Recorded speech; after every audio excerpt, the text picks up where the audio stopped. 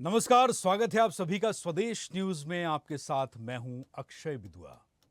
सीमा पर बंदूकों की आवाज थम गई है, लेकिन अब बाजार में युद्ध जैसा शोर है।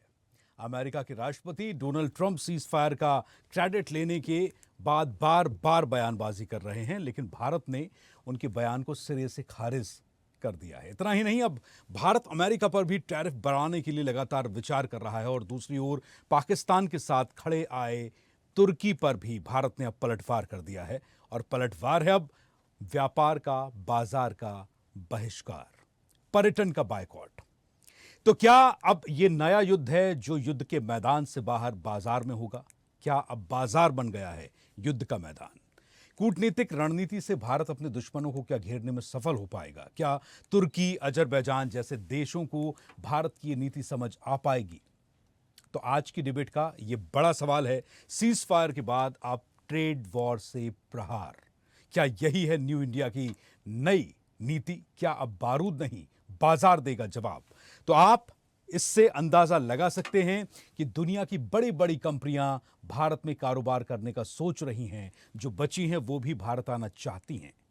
तो चलिए, आज की सबसे बड़ी बहस शुरू करने से पहले आप इस खबर को समझिए, ये स्पेशल रिपोर्ट देखिए।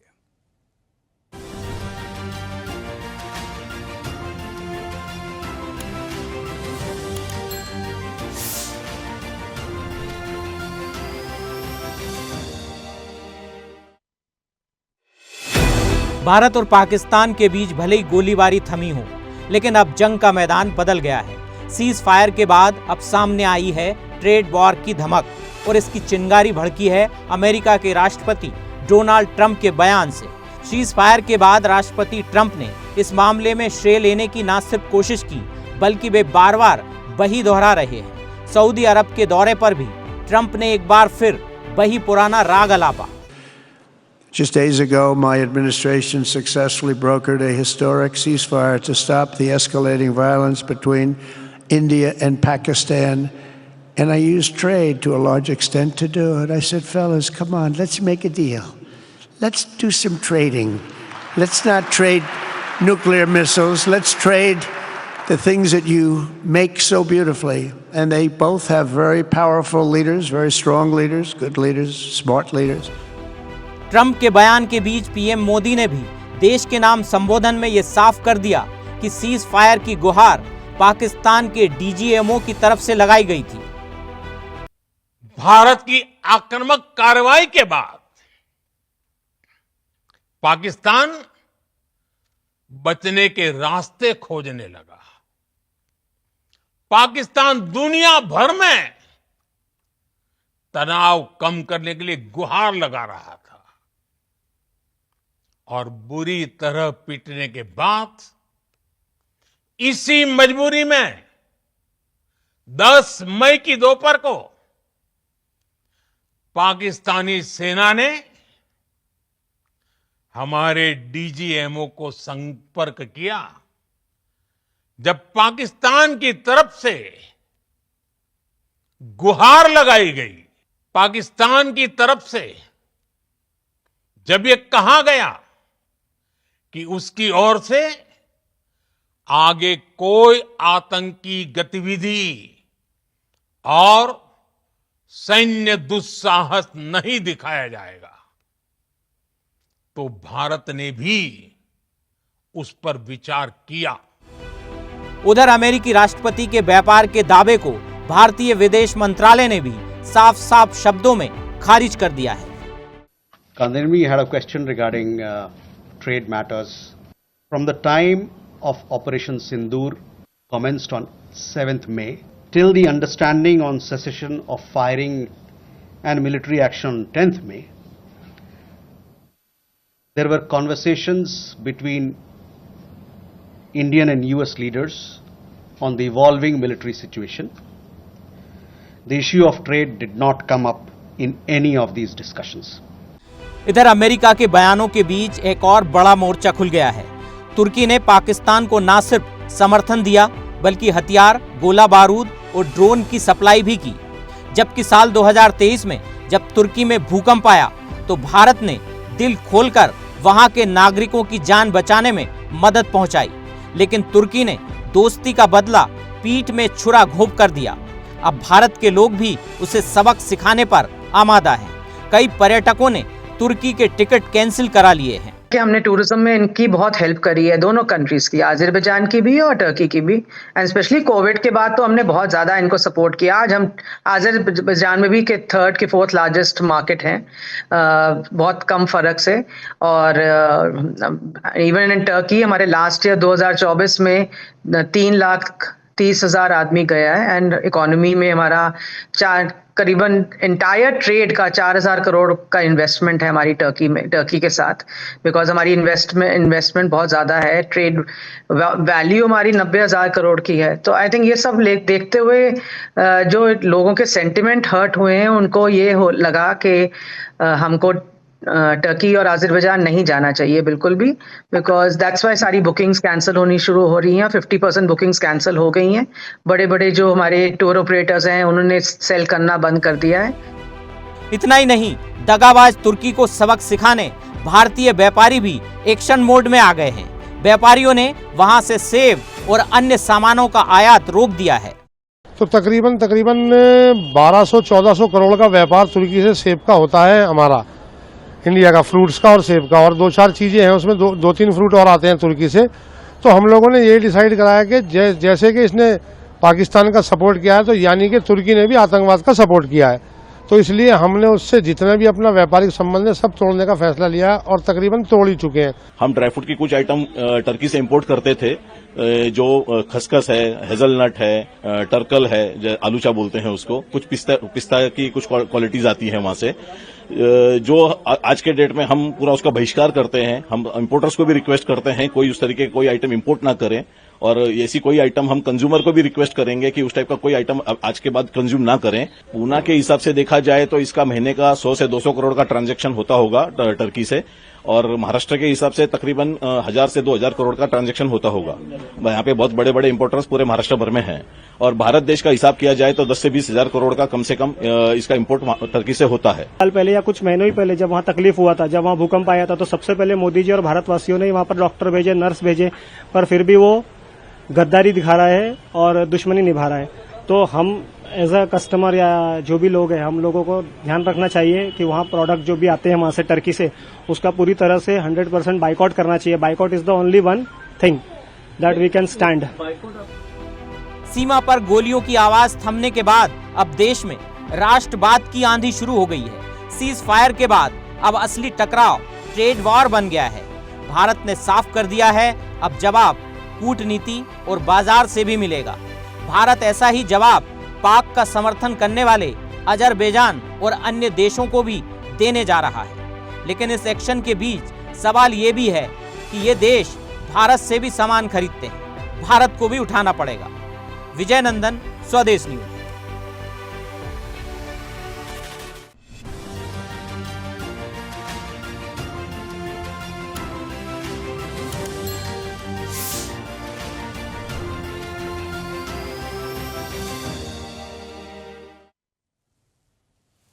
तो चलिए, सीज फायर हो चुका, और सीज फायर के बाद अब पूरे देश में एक लहर है। देश की जनता ये सोचती है कि काश कुछ दिन और होता ये युद्ध, थोड़ा और होता नुकसान, क्योंकि अभी भी जो खून का उबाल है वो रुका नहीं था। लेकिन कूटनीति कुछ और कहती है। वहाँ ऊपर के स्तर पर जब आप होते हैं, जो लोग होते हैं वो ज़्यादा जिम्मेदार होते हैं, और सिर्फ भावनाओं से काम वहाँ नहीं चलता। इसीलिए सीज फायर हुआ, डोनाल्ड ट्रंप बीच में आए, क्रेडिट लिया, श्रेय लिया। लेकिन अब ये युद्ध जो है वो एक परमानेंट वॉर की शक्ल इख्तियार कर रहा है, क्योंकि अब ये मिसाइल, गन, बारूद से नहीं, ये टेररिज्म से नहीं, आतंकवाद से नहीं, ये लड़ा जाएगा पैसे से, मुद्रा से, आपकी करेंसी से, आयात और निर्यात से। तो चलिए इसकी शुरुआत करते हैं कि आखिर अब युद्ध जो होने वाला है टर्की और अजरबैजान के पाकिस्तान का साथ दिए जाने के बाद, क्या वैश्विक स्तर पर बदलाव करने जा रहा है भारत ऐसे देशों के साथ अपने व्यापारिक संबंधों में जहां पाकिस्तान का साथ दिया गया, जहां पाकिस्तान को मदद पहुंचाई गई, आतंक की पनाहगाह पाकिस्तान की मदद, जिन देशों ने कि उनके साथ हमारे संबंध कैसे रहेंगे। आज का पैनल मनोज पंडित, नेता बीजेपी, डॉक्टर शिवानंद हुल्लेरकर, राष्ट्रीय प्रवक्ता कांग्रेस, कपिल होलकर, अर्थशास्त्री इस वक्त हमारे साथ हैं, सौरभ दुबे, रक्षा विशेषज्ञ, अजातशत्रु श्रीवास्तव, विदेश मामलों के जानकार, सुमन भटनागर, वरिष्ठ पत्रकार। बहुत बहुत स्वागत आप सभी मेहमानों का, हमारे पैनल के सम्मानित सदस्यों का स्वदेश न्यूज में। तो सबसे पहले अजातशत्रु श्रीवास्तव, क्योंकि आप विदेश मामलों के जानकार हैं, फिर मैं जाऊंगा कपिल होल्लेरकर साहब, अर्थशास्त्री हैं, सौरभ दुबे रक्षा विशेषज्ञ हैं, और तमाम हमारे मेहमान हमारे साथ हैं। अजातशत्रु श्रीवास्तव, आप विदेश मामलों के जानकार हैं। मेरा सवाल ये है, जो चीज़ मुझे इस वक्त एक बार बार रह रहकर मेरे दिमाग में आ रही है, और शायद हमारे दर्शक जो हैं वो भी जानना चाहेंगे, कि क्या मिसाइल, गन और वेपन का वॉर वाकई में ट्रेड वॉर में तब्दील होते दिख रहा है?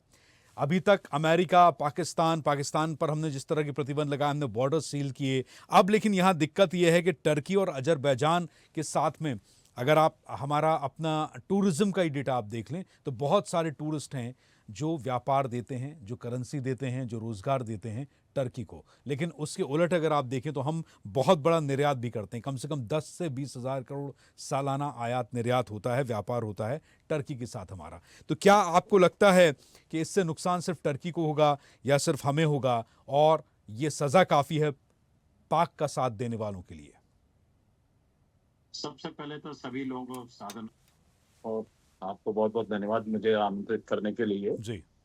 ये जो एरा है ये 21st सेंचुरी अब कन्वेंशनल वॉर की नहीं है, और अब जो सिनेरियो क्रिएट हो रहा है अंतर्राष्ट्रीय स्तर पे, उसमें ट्रेड एक मेजर वेपन है। अभी हमने देखा कि अमेरिका ने किस तरीके से ट्रेड के टैरिफ को लेके पूरी दुनिया में कैसे उथल पुथल मचाई है। ये सिनेरियो में हमको अब समझने की जरूरत है कि ट्रेड हमारे ट्रेड से क्या ऐसे हमारे दुश्मन इन्फोर्स हो रहे हैं, स्ट्रेंथन हो रहे हैं, कैपेबल हो रहे हैं, जो हमारे दिए हुए पैसे से, हमारे दिए हुए सामान से, हमारी दी हुई टेक्नोलॉजी से हमारे विरोधी यूज कर रहा है। जिस तरीके से आपने देखा कि अमेरिका ने उन सारे दुश्मन देशों के साथ में सैंक्शन कर देता है जो कि अमेरिका की पॉलिसी के साथ में नहीं चलते।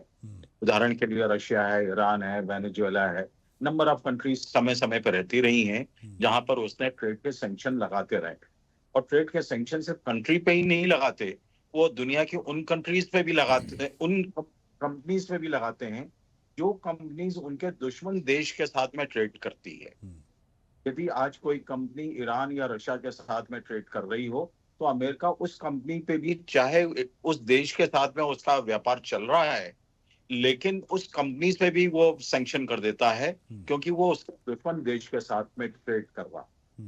हमको अब इन चीजों पर कंसर्न करने होने की जरूरत है।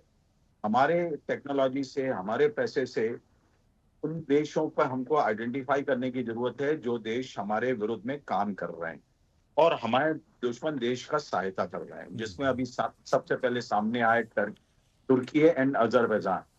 तुर्की के साथ में हमारा बिजनेस लगभग $5 बिलियन के करीब का है। $5 बिलियन के करीब हम एक्सपोर्ट करते हैं, 5 से 6 के करीब, और 4 बिलियन के करीब हम इंपोर्ट करते हैं। लगभग 10 से 11 बिलियन डॉलर के करीब का हमारा पूरा ट्रेड है। इंडिया का टोटल बिजनेस $850 बिलियन का है, जिसमें $250 बिलियन से ज्यादा, लगभग $280 बिलियन हम सर्विसेज एक्सपोर्ट करते हैं, और $437 बिलियन का पिछले साल हमने एक्सपोर्ट किया है। उसमें ये जो अमाउंट है यह बहुत ही नेग्लिजिबल है, 1% से भी कम है। और अजरबैजान के साथ में हमारा बिजनेस तो सिर्फ $100 मिलियन के करीब का है। तो हमको इन कंट्रीज को उनके साथ में बिजनेस में पूरे सैंक्शन लगाने की जरूरत है। और जब तक राष्ट्रीय इसके संबंध में कोई नीति या और डायरेक्शन जारी नहीं होते हैं, तब तक हम एक भारतीय नागरिक के रूप में हमको ये ध्यान देने की जरूरत है कि हम ऐसा कोई भी सामान परचेज ना करें जो हमारे दुश्मन देश से सप्लाई होकर आ रहा है। हम वहां पर उन देशों में पर्यटन में जाके अपना पैसा खर्च ना करें जो दुश्मन देश को स्ट्रेंथन करता हो।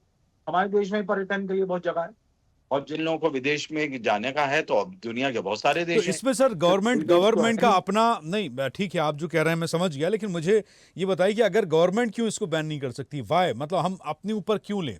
नागरिकों को हो सकता है कि बहुत सारे लोग ऐसे हैं जो जाना चाहते हैं, नहीं जाना चाहते हैं, या उनको पता नहीं, या उनकी अपनी विश है, लेकिन मुझे लगता है कि किसी चीज़ को कानून, आप देखिए यूएई में, आप देखिए, आप यूनाइटेड स्टेट ऑफ अमीरात के जितने स्टेट्स हैं, अरबियन कंट्रीज हैं, वहाँ का कानून आप देखिए इतना सख्त है। अगर उन्हें ये प्रॉब्लम है कि ये नागरिक ये ना करें तो वो थोप देते हैं। बिल्कुल मैं ये कह रहा हूं कि अगर वीजा पॉलिसी हम चेंज कर सकते हैं, हम import export policy, business policy हम चेंज कर सकते हैं, सो ये चीज फोर्सफुली भी की जा सकती है ना, कि हम आप हो सकता है बहुत लोग लिबरल हों इसको लेकर, लेकिन गवर्नमेंट को इसको मनाना चाहिए, इसको लागू करना चाहिए, मुझे ऐसा लगता है।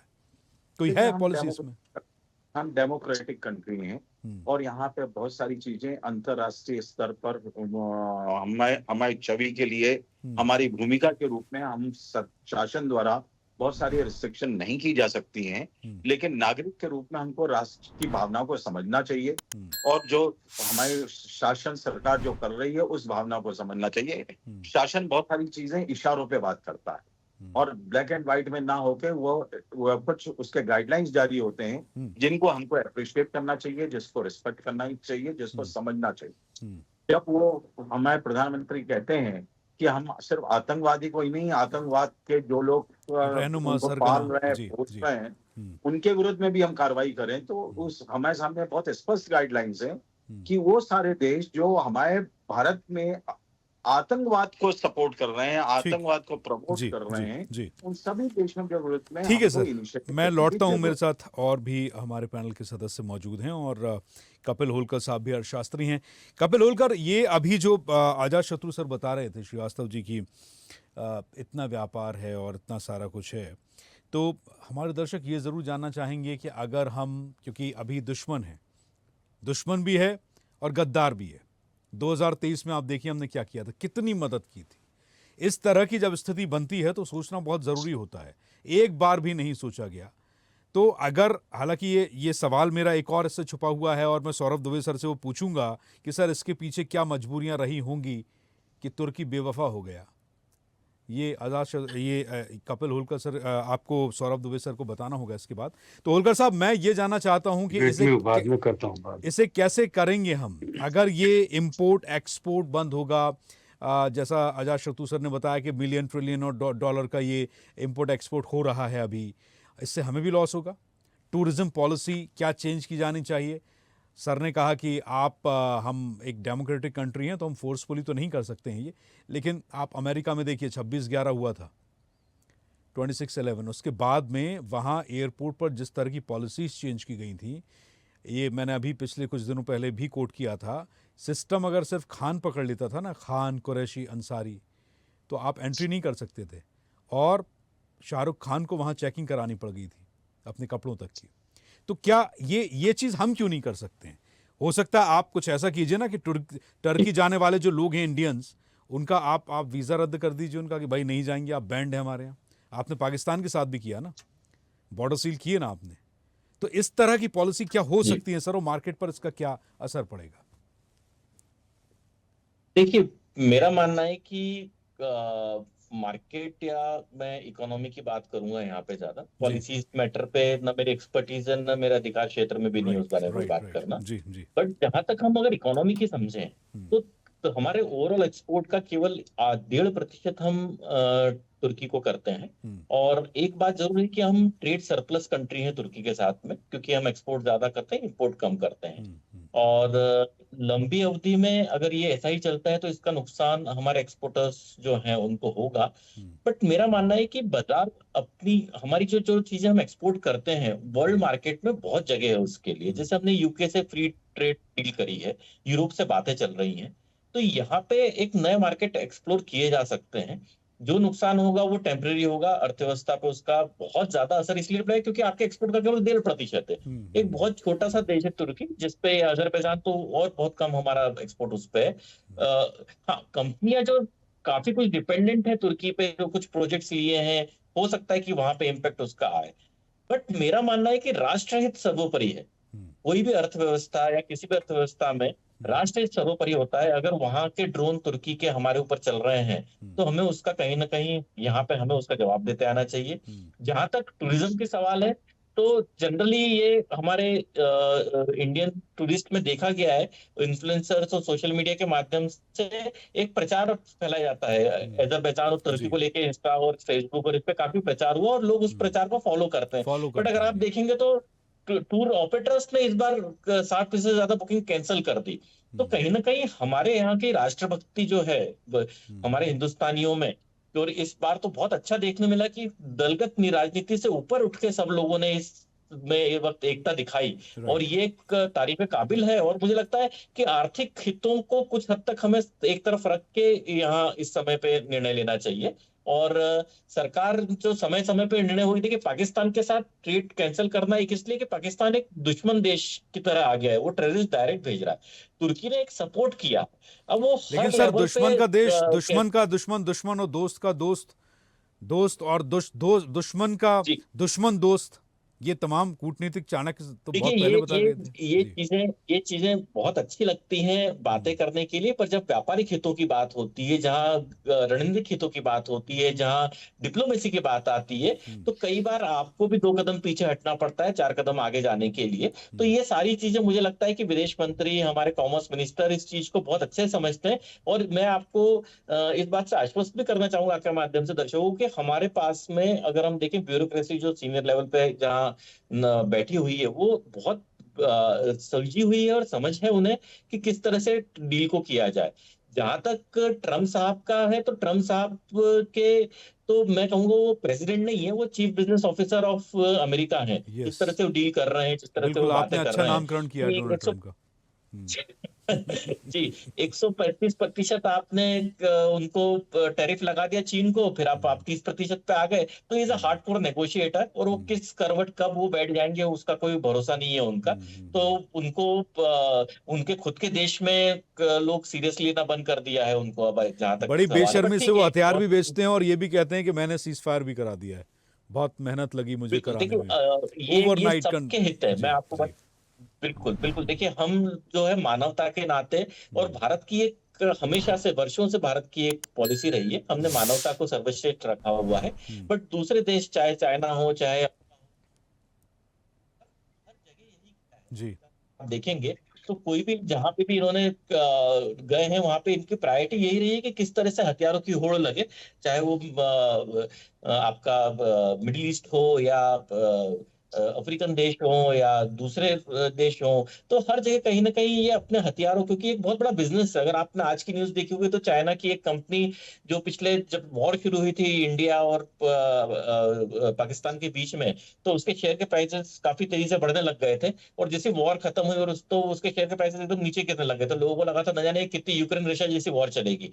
बट मेरा मानना है कि वॉर किसी भी राष्ट्र की प्रगति, और खासकर हमारे जैसी देश जो कि आज 6.5-6.5% से बढ़ रहा है, जो ग्रो कर रहा है, उसके लिए वॉर जो है हमेशा सही नहीं होगा। क्योंकि आज हमारे यहाँ फॉरेन इन्वेस्टमेंट आ रहा है, हम बहुत बड़े फॉरेन इन्वेस्टमेंट को आकर्षित कर रहे हैं, चाहे आईफोन हो चाहे दूसरे और इलेक्ट्रॉनिक्स आइटम्स हो। लोग हमारे यहाँ ऑटोमोबाइल इंडस्ट्री लग रही है, हम एक्सपोर्ट कर रहे हैं, हमारा एक्सपोर्ट दिन ब दिन बढ़ रहा है। तो कहीं ना कहीं हमारे लिए जो ये बहुत ज्यादा वॉर या इसके बारे में जाना, एक मध्यम मार्गी होना हमेशा सही होता है। रिजिड होना या एक पर्टिकुलर एक फिलोसफी को पकड़ के चलना कहीं ना कहीं किसी भी राष्ट्र के लिए हानिकारक होता है। जी कपिल जी, क्या होता है, देखिए मैं आपको बताऊं, आप जो बात कह रहे हैं वो आपने बहुत इंटेलेक्चुअल वाली, बड़े बुद्धिजीवियों वाली बात की। और हम भी जर्नलिस्ट हैं, टीवी पर बैठते हैं, तरह तरह के लोगों से बात करते हैं। लेकिन सर पब्लिक इमोशन जो होता है ना, वो बड़ा खतरनाक होता है। भीड़ तंत्र जो होता है उसका कोई कानून नहीं होता, आपको पता है। इसीलिए एक वर्ड इजाद किया गया, मॉब लिंचिंग। तो ऐसे ही इमोशंस की भी मॉब लिंचिंग होती है। ये बात आपको, हमको, ऊपर लोगों को समझ में आती है। आपको पता है छोटे छोटे इमोशन से, जैसा अभी सीज फायर को लेकर हमने जो फील किया, देश में जो माहौल बना हुआ था, लोग गुस्से में थे, नाराज़गी थी, और कुछ फौजी हमारे पास आकर बैठे। और इस बात को सौरभ दुबे सर ज़्यादा फील कर पाएंगे कि दरअसल लोग नहीं चाहते थे कि इतनी जल्दी इस गर्म तवे पर पानी डाला जाए। ये आग अभी बुझे, ये बिल्कुल वैसा हुआ है कि आपने 26 कत्लों की, नरसंहार की जो चिताएं थी, वो पूरी तरीके से अग्नि ठंडी नहीं हुई थी और आपने पानी डाल दिया। अंतिम संस्कार भी ठीक से नहीं हुआ था। अभी हमारी भावनाओं का, हमारे गुस्से का, हमारे क्रोध का, हमारे आक्रोश का हम ठीक से अंतिम संस्कार भी नहीं कर पाए थे और सरकार ने पानी डाल दिया। ये बिल्कुल ऐसे हुआ है। हमारे गुस्से की, आक्रोश की अधजली लाशों को बहा दिया गया। ये पब्लिक कहती है। मैं तो क्या करूं, मेरी मजबूरी है कि आप सब इंटेलेक्चुअल्स के साथ भी बैठना पड़ता है और सड़क पर छोटे छोटे रिक्शे वाले, रेहड़ी वाले, पटरी वाले, सबसे बात करनी पड़ती है। तो ये हम फील करते हैं।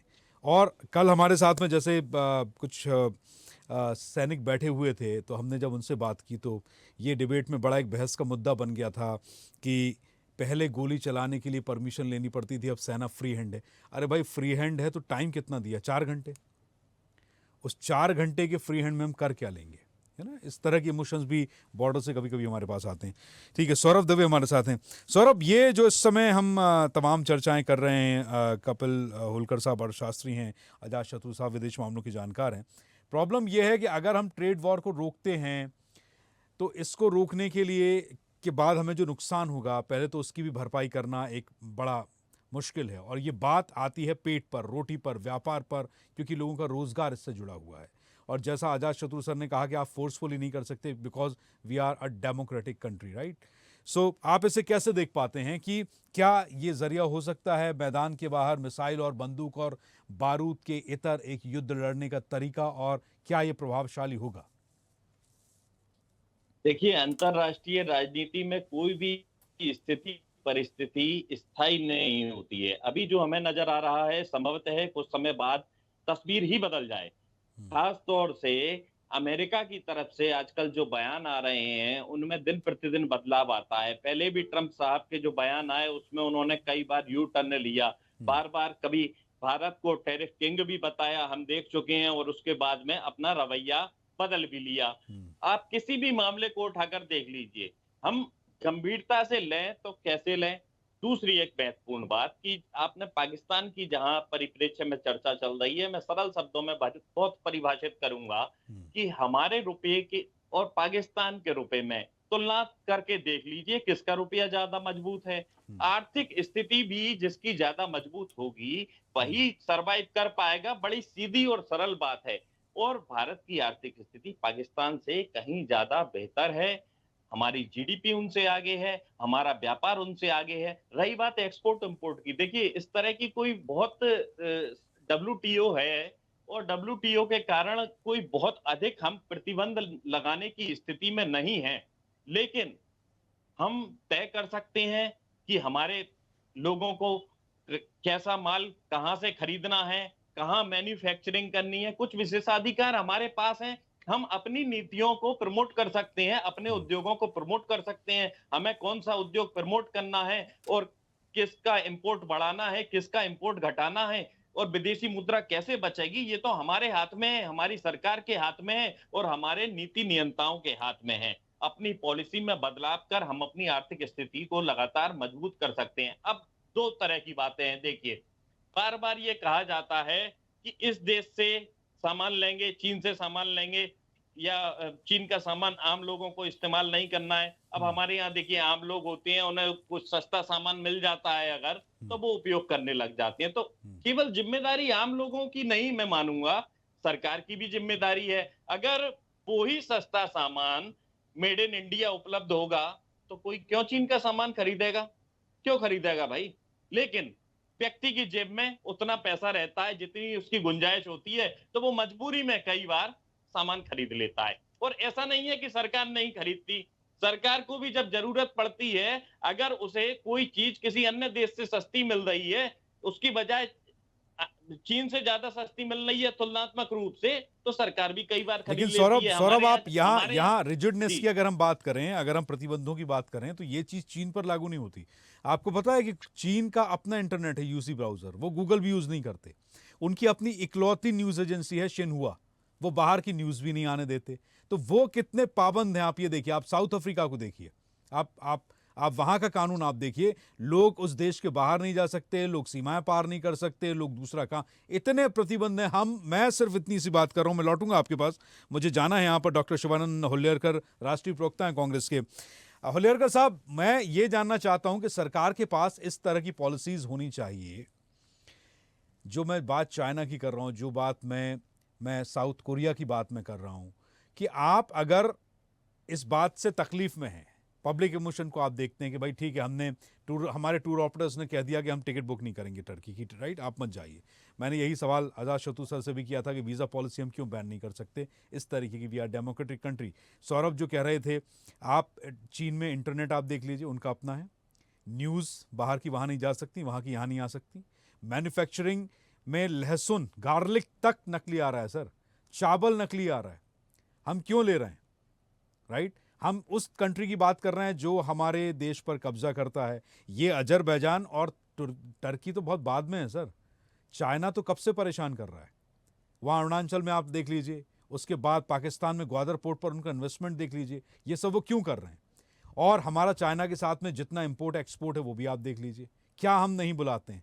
आप हमारे बिजली के बाज़ार, कपड़े के बाज़ार, ऑटोमोबाइल मार्केट, अब तो BYD बहुत शानदार आने वाली हैं। अभी मैं भोपाल में हूँ, उस समय भोपाल में BYD का शोरूम बन रहा है अभी नर्मदापुरम रोड पर, राइट। सो हम कहाँ बैन कर रहे हैं ऐसी चीज़ों को, ऐसी कंट्रीज़ को। हम तो अपने दुश्मनों को अपना पैसा दे रहे हैं भाई, कि आप कल को हमारे देश पर कब्जा करने आइए, you are most welcome. Sir देखिए, मेरे को इंदिरा गांधी जी का याद आ रहा है, एक आयरन लेडी, एक डिसीजन मास्क लीडर, पाकिस्तान का 2 टुकड़ा कर दिया, बांग्लादेश का 2 टुकड़ा कर दिया। गट्स रहता है, ताकत रहता है। 2014 से लेके 2025 तक फेल्यूर सरकार है। किरण रिजिजू खुद बोला पहलगाम में हमारा चूक हुआ। अरे भाई, कर क्या रहे हो, आपका जिम्मेदारी क्या है।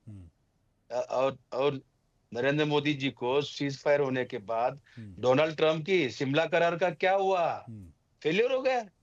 शिमला करार का हमारा करार है भारत पाकिस्तान का, कोई और नहीं बोलेगा। हाँ, कोई नहीं और नहीं बोलना चाहिए। नहीं बोलना नहीं चाहिए। अब कोई बीच में अगर फटे में टांग दे रहा है, उसमें क्या कर सकते हैं। डोनाल्ड ट्रम्प ने तो ट्वीट करके स्टे ले लिया ना सर, इसमें क्या कर सकते हैं। देखिए, मेरे को मोदी सरकार, एनडीए सरकार, डबल इंजन सरकार को कांग्रेस पार्टी, इंडिया गठबंधन पूरी तरह से सपोर्ट आज भी है, कल भी है। लेकिन नरेंद्र मोदी जी ने कुछ तो गड़बड़ किया है, इसका जांच होना चाहिए, तुरंत पार्लियामेंट हाउस लेना चाहिए। इसमें मेरे को शक है, अदानी को बचा तो नहीं है। मैं 100% मेरे को शक है, डोनाल्ड ट्रम्प कोई नेता बेता नहीं, वो एजेंट है, व्यापारी है, ब्रोकर है।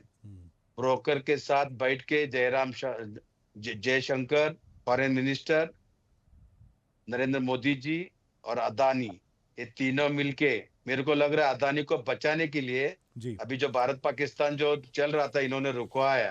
ये बोल रहे कि इंडियन आर्मी को हमने फ्री हैंड रखा। कोई भी चैलेंज है, बीजेपी प्रवक्ता, बीजेपी किसी भी नेता को पूछो, आर्मी को फ्री हैंड नहीं दिया है। फ्री हैंड देते हैं तो सीज फायर कैसा हो गया, कैसा हिम्मत हो गया। नहीं, वो तो देश के ऊपर हमला हो रहा है। वो तो सर, वो तो पाकिस्तान की ओर से भी कांटेक्ट किया गया ना GDMO को। सर देखिए, PU के पोजीशन लेने के लिए मौका बहुत अच्छा था इस टाइम, किसी भी हालत में हम ले सकते थे।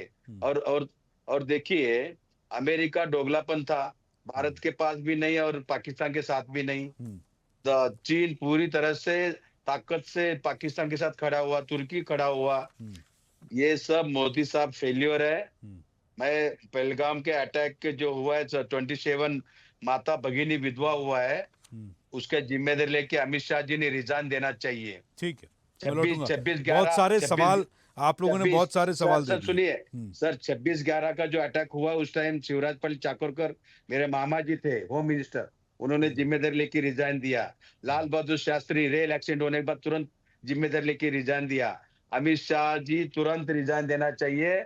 उल्टा मैं बोलता हूं, अभी जो सीज फायर हुआ है, डोनाल्ड ट्रम्प ने जो ट्वीट करके बताया, इसके जिम्मेदारी लेके नरेंद्र मोदी जी रिजाइन देना चाहिए। पूरा देश का 140 करोड़ जनता का अपमान हुआ है। अरे भाई, लड़ो ना, लड़ने के लिए पूरी तरह से पूरा पार्टी आपके साथ थे, सेना मजबूत था। सीज फायर उससे आप करते, उससे आप सीज फायर करते जो उसको मानता 20 सालों से, 50-70 सालों से सीज फायर तोड़ता आ रहा है। मैं लौटूंगा आपके पास, बहुत सारे सवालों के जवाब लेने हैं। मनोज पंडित, नेता बीजेपी। नहीं सर, कुछ तो गोलमाल है, गड़बड़ है, इसका जांच होना जरूरी है।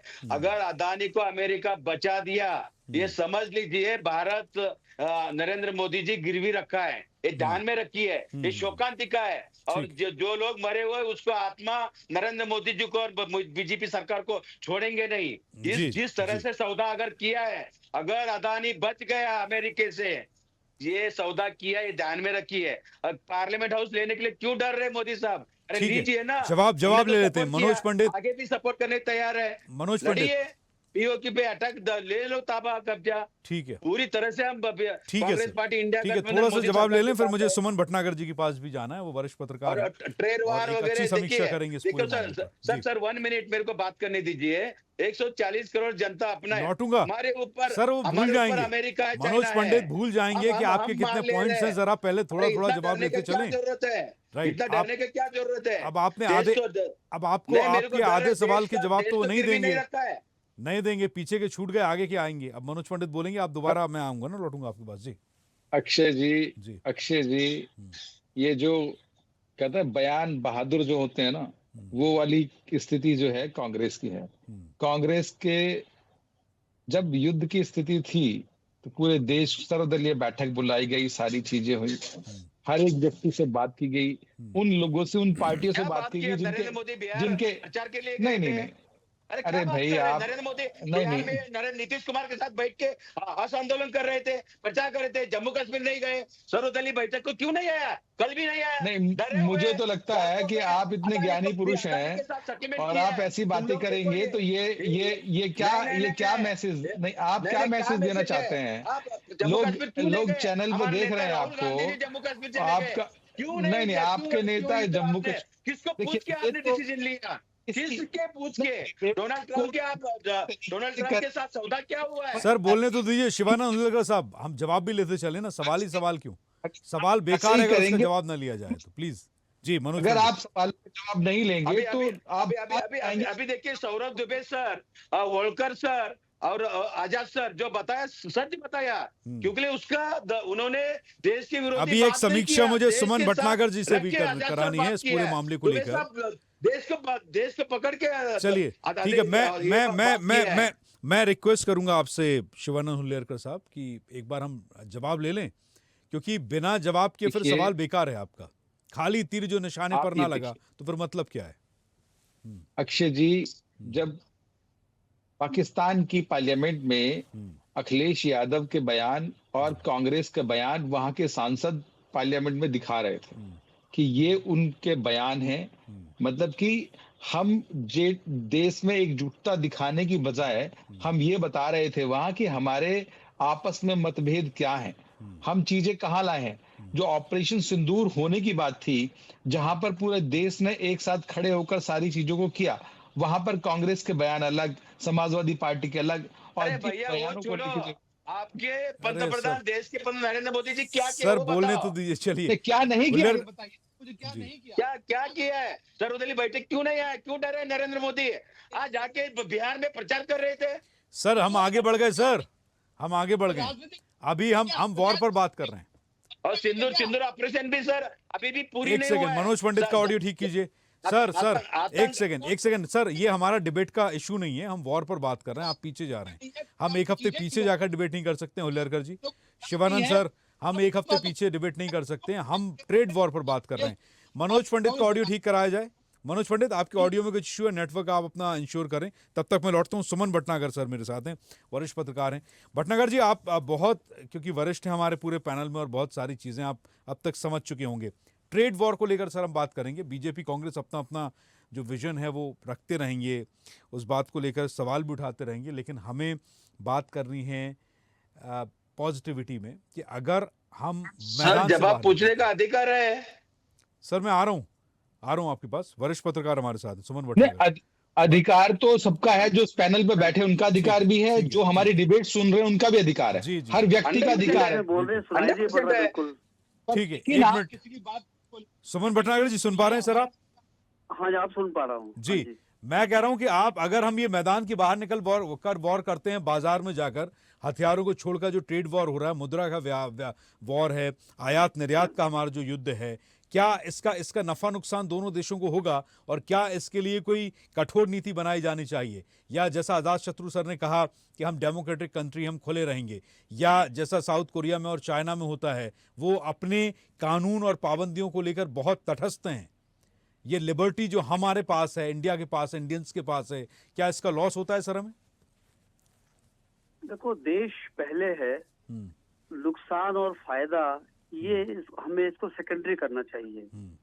यदि हम नफे और नुकसान के चक्कर में पड़े रहे तो जो देश की हमारी अस्मिता है उससे हम जस्टिस नहीं कर पाएंगे। आज आलम ये है कि, आवाज आ रही मेरी? जी बिल्कुल आ रही है, आप बोलिए सर। हाँ, आज आलम ये है कि अमेरिका के राष्ट्रपति ट्रंप एक सुपर बॉस बने हुए हैं। वो इतनी घटिया बातें कह रहे हैं कि मेरे प्रशासन ने कोशिश करके सीज फायर करवा दिया। भाई, उनके प्रशासन हो सकता है डीजीएमओ से बात करी हो पाकिस्तान ने, उसे यहाँ कर ली हो। अब इतना बड़ा सुपर बॉस थोड़ी है कि उनके प्रशासन बात करके हमारा सीज फायर करवा देगा। हालांकि ये सीज फायर को लेकर दो राय हैं। कुछ लोग कहते हैं ठीक हुआ, जो हालात बनते जा रहे थे कहीं न्यूक्लियर वार न हो जाए, उसके सब ठीक हुआ। लेकिन काफी लोग ये भी कह रहे हैं कि ये एक मौका था भारत सरकार के पास अपने पीओ को वापस लेने का। अगर पाकिस्तान थोड़ा सा भी कमजोर पड़ गया होता और तो डेफिनेटली भारत और आगे बढ़ गया होता। युद्ध अगर और चल गया होता थोड़ा सा 2-3 दिन, तो पाकिस्तान को पता चल जाता कि भारत के पास कितनी बड़ी ताकत है। हमारे देश के प्रधानमंत्री मोदी हैं, उनको ठीक है बधाई भी सब दे रहे हैं। हालांकि उनके कुछ क्रिटिसाइज भी लोग कर रहे हैं कि उन्होंने इतनी जल्दी से इस फायर क्यों कह दिया। लेकिन इतना जरूर है कि अगर वो ट्रंप से गले मिल सकते हैं तो उनका गला पकड़ने की हिम्मत भी मोदी के अंदर है। ये भी देशवासियों को याद रखना चाहिए। आज क्या बोल रहे सर? तो जो बहुत जंजीरा डाल के अमेरिका से जहाज भर के लाया। जैसे शिवानंद साहब, आप जब बोल रहे थे किसी ने डिस्टर्ब नहीं किया, प्लीज आप ऑब्जेक्ट करिएगा, मैं आऊंगा, लौटूंगा आपके पास। जी, बात पूरी करने दीजिए। जी सुमन सर। हेलो, ये जो तुर्की और अजरबैजान जैसे देश हैं, उनकी हिम्मत पड़ रही है कि भारत के आगे बोल रहे हैं वो। भाई, हमारे देखो देश के लोगों ने तुर्की और पर्यटन बिल्कुल बंद कर दिया। आज अगर आप पता करेंगे तो डिफरेंट जो ट्रेवल एजेंसीज हैं उसमें 90% से ज्यादा टिकटें कैंसिल हो गई है पर्यटन की। और कई व्यापारी, बड़े बड़े व्यापारियों ने कह दिया है कि हम इन दोनों कंट्रियों से हम व्यापार नहीं करेंगे, क्योंकि इन्होंने तो सर चाइना, सर हम चाइना क्यों नहीं बैन कर पाए अभी तक? हम चाइना क्यों नहीं बैन कर पाए? चाइना, देखो, चाइना का एक अलग दोहरा रूप है चाइना का। हालांकि उसका जितना माल हिंदुस्तान में बिकता होगा शायद ही किसी देश से उसका माल बिक पाता होगा उसका। लेकिन ये तो तय है कि अंदर खाते वो भारत के खिलाफ है। और अंदर खाते क्यों सर? आप बताइए, ग्वादर पोर्ट में इतना बड़ा इन्वेस्टमेंट, इतनी कॉरिडोर बनाना पूरा, इसके बाद में अरुणाचल प्रदेश में क्या होता है, आप देख ही रहे हैं किस तरीके से वो अपने बॉर्डर की एक्सरसाइज करते रहते हैं हमेशा। बहुत सारी चीजें हैं ना। तो मैं यही कह रहा हूं कि आज अजरबैजान और टर्की पर हम प्रतिबंध लगा रहे हैं। पाकिस्तान की तो चलिए ठीक है, बॉर्डर सील्स हो गई हैं और उनके खिलाफ तो हमने हथियार उठा लिए, लेकिन फिर ये नीति सबके लिए होनी चाहिए। और मेरा प्रश्न ये है सर कि हम अजरबैजान और टर्की पर प्रतिबंध लगाने की सोच रहे हैं और बरसों से चाइना जो कर रहा है उस पर हम प्रतिबंध आज तक नहीं लगा पाए। भाई देखो, ऐसा कि अजरबैजान और तुर्की छोटे से कंट्री हैं, उस पर बैन लगाना बहुत आसान है। चाइना एक बहुत बड़ा देश है चाइना, और हमारा बॉर्डर, लेकिन सर दुश्मन तो दुश्मन है ना सर, हुआ है सारा। सर दुश्मन तो सब है ना। हाँ, दुश्मन तो है, बिल्कुल ठीक है। और हमें, मैं समझता हूँ कड़ाई से पेश आना चाहिए उससे। जिस तरह से पाकिस्तान बाद में उसने खुलकर समर्थन किया और कहा कि मैं चाइना में पाकिस्तान के साथ हूँ, उसे खुलकर कहा है। जब उसने खुलकर कह दिया तो हमें खुलकर आमने सामने आ जाना चाहिए एक बार। क्या दिक्कत है इसमें? ठीक है, हमें चाहिए कि हम बैन कर दें, चाइना से कोई ना कोई व्यापार करेंगे, ना लेंगे, ना देंगे। करनी चाहिए हिम्मत, नुकसान हो सकता है इसमें। मैं लौटता हूँ आपके पास। अजात शत्रु सर, क्यों हम आज अजरबैजान और टर्की पर सवाल उठा रहे हैं? हम चाइना को आज तक बैन नहीं कर पाए, और जैसा सुमन भटनागर जी ने कहा कि सख्ती से पेश आना चाहिए, ठीक है। आपने कहा हम लिबरल डेमोक्रेटिक कंट्री हैं, तो सर दुश्मन दुश्मन दुश्मन हम कहते रहते हैं। चाइना को लेकर दिवाली आती है तो हम कहते हैं कि आप सर्किट लाइट्स मत खरीदिए चाइनीज है, आप दिए जलाइए। तो फिर अभी अजरबैजान और चाइना, ये टर्की को लेकर जिस तरह के प्रतिबंधों की हम बात कर रहे हैं, तो जब तक सख्ती नहीं होगी ना सर, तब तक कुछ नहीं होगा। आप पूरा वैश्विक पटल उठाकर देखिए, जो लोग रिजिड हुए हैं, जो लोग कट्टर हुए हैं, वही बचा पाए हैं। चाहे संस्कृति की बात हो, इजराइल की हम तारीफ क्यों करते हैं? इजराइल की हम तारीफ क्यों करते हैं? क्योंकि वो मुट्ठी भर ज्यूज हैं और वो संगठित हैं, इसीलिए आज वो सरवाइव कर पा रहे हैं। हर घर से एक बंदा, एक व्यक्ति उनका फौज में जाता है। सबसे आधुनिक फौज मानी जाती है इजरायली फौज। तो आपको थोड़ा तो कंट्री को कसना पड़ेगा सर। लिबरल होने से हमेशा काम नहीं चलता। लिबर्टी जो है वो आज के समय में आप देखिए कि एक तमगा, एक इनाम के अलावा और कुछ नहीं रह गई। उसका घाटा तो है सर। मुझे लगता है वो मेडल है जिसका पिन चुभेगा आपको, आप लगाएंगे तो। लिबर्टी, लिबरल होना अभी कुछ ऐसा हो गया है सर। इसमें जो भारत के संदर्भ में आप जो दो एग्जांपल दे रहे हैं, चीन एंड नॉर्थ कोरिया का, वहाँ दोनों तानाशाही शासन है। हमने जब संविधान स्वीकृत किया 1950 में, उस संविधान में हमने बहुत सारी अच्छाइयां हैं, कुछ ऐसी चीजें हैं जो व्यवहारिक रूप से कई बार लोगों को लगता है कि गलत हो रहा है, लेकिन लंबे समय के हिसाब से संविधान के जो प्रावधान है वो राष्ट्रीय हित में है, जनहित में है, समाज हित में। उसके अंतर्गत हमने एक डेमोक्रेटिक सिस्टम अडॉप्ट किया हुआ है। उस डेमोक्रेटिक सिस्टम में शासन के अपने सर्टेन ड्यूटीज हैं, रिस्पॉन्सिबिलिटीज हैं, लेकिन at the same time certain limitations भी है, और उन लिमिटेशंस को भी हमको अप्रिशिएट करना पड़ेगा। हमको ये भी समझना पड़ेगा कि जो लोग वहां पर बैठे हुए हैं दिल्ली में, जो राष्ट्र के नीति निर्माता हैं, जो डिसीजन ले रहे हैं, उनके पास में वो नंबर ऑफ ऐसे इनपुट्स हैं जो हम लोग को यहाँ बाहर बैठे नहीं मालूम, और जिनके आधार पर वो व्यापक हित में, राष्ट्र के व्यापक हित में निर्णय लेते हैं, और उसको हमको अप्रिशिएट करना चाहिए, उसको रिस्पेक्ट करना चाहिए, तभी सिस्टम के अंतर्गत देश चलता है। पिछले कुछ समय में चाइना के संदर्भ में भारत ने अपनी पॉलिसीज में सर्टेन चेंज किए हैं, लेकिन यदि हम ये सोचें कि बिल्कुल यू टर्न करके आज चाइना के साथ में हमारा 120 बिलियन डॉलर का बिजनेस है, हम चाइना से 90 बिलियन डॉलर से ऊपर का सामान इंपोर्ट कर रहे हैं। और सर कितने एकड़ और कितने स्क्वायर कितने एकड़ और कितने स्क्वायर किलोमीटर जमीन कब्जा चुका है, ये पता है आपको चाइना?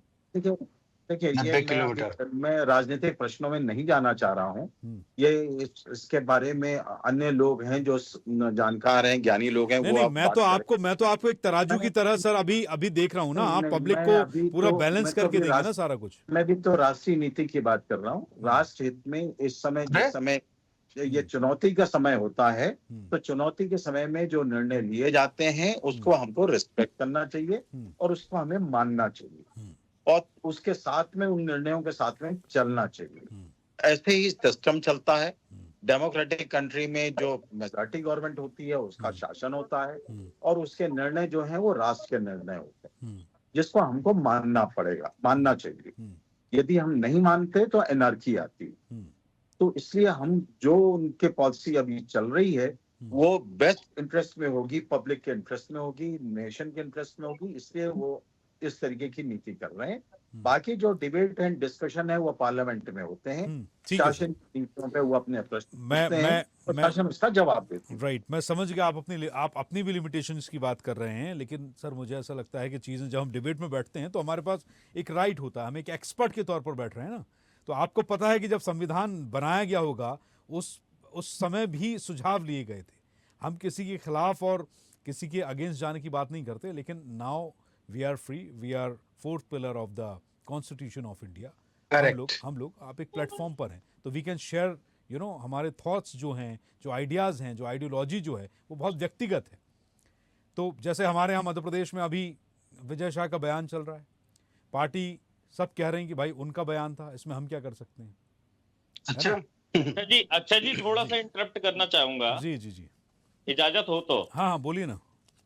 अच्छा जी, आपको भी मैं काफी लंबे समय से पत्रकारिता करते हुए देख रहा हूं। मेरे ख्याल से अगर ज्यादा नहीं तो 20 साल से ऊपर अनुभव आपका भी हो रहा है जी। और इस समय जो चल रही हैं स्थितियां, ऐसी स्थितियां कभी नहीं बनी। अब आप ये देखिए कि पूरी जगह, सब जगह ये कहा जा रहा है डंका बज रहा है, डंका बज रहा है। अगर डंका ही बज रहा है तो ये सब चर्चाएं करने की क्या जरूरत है? चिंता किस बात की? ट्रंप हो या चीन हो या पाकिस्तान हो, दो चीजें आपको माननी पड़ेगी। दो में से एक बात होगी, या तो विश्वगुरु बन चुके हैं, तय हो गया, विश्वगुरु का खिताब मिल गया, तो फिर तो कहीं कोई चिंता करने की बात ही नहीं है। और अगर अब नए विश्वगुरु बनने की तैयारी में कोई है अमेरिका से, जैसे कि बयान आ रहे हैं, हम देख रहे हैं उनके आधार पर, तो फिर कंपटीशन वाली बात हो जाती है। तो ये मानना पड़ेगा कि नहीं भाई, अभी हमें और तैयारी करनी है, अभी हमें और मजबूत होना है, अभी और सशक्त होना है। दो में से कोई एक बात होगी, दोनों बात तो नहीं हो सकती। या तो ये है कि डंका बज रहा है, या ये है कि डंका नहीं बज रहा है। डंका बज रहा है तो आपको किसी बात की चिंता करने की जरूरत नहीं। आप पकड़ गए आप पकड़ गए।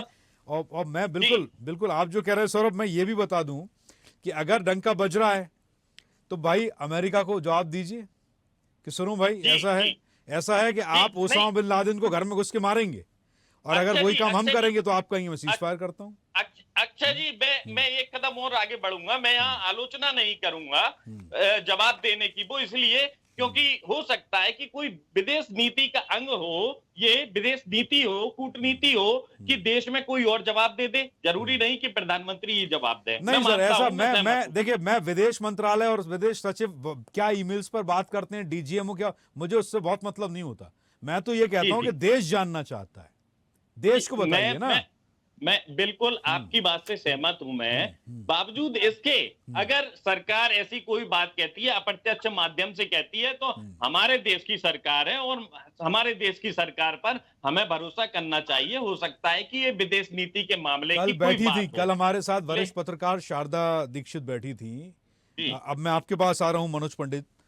शारदा दीक्षित ने कहा कि हम भरोसा करना चाहते हैं, मैं नेगेटिव कोई जर्नलिज्म नहीं करना चाहता यहां पर, लेकिन अगर हम बैन की बात करते हैं, अगर आप ट्रेड वॉर रोकेंगे, तो मेरा सीधा सवाल जाता है 90 स्क्वायर किलोमीटर जमीन कब्जाने वाले चीन पर, चीन, राइट, जो कि अभी अजातशत्रु सर ने शायद बताया कि 120 मिलियन डॉलर्स का कुछ का बिजनेस, और 1200, I don't know exact figure. Kapil Holkar साहब कुछ कह रहे हैं जी सर।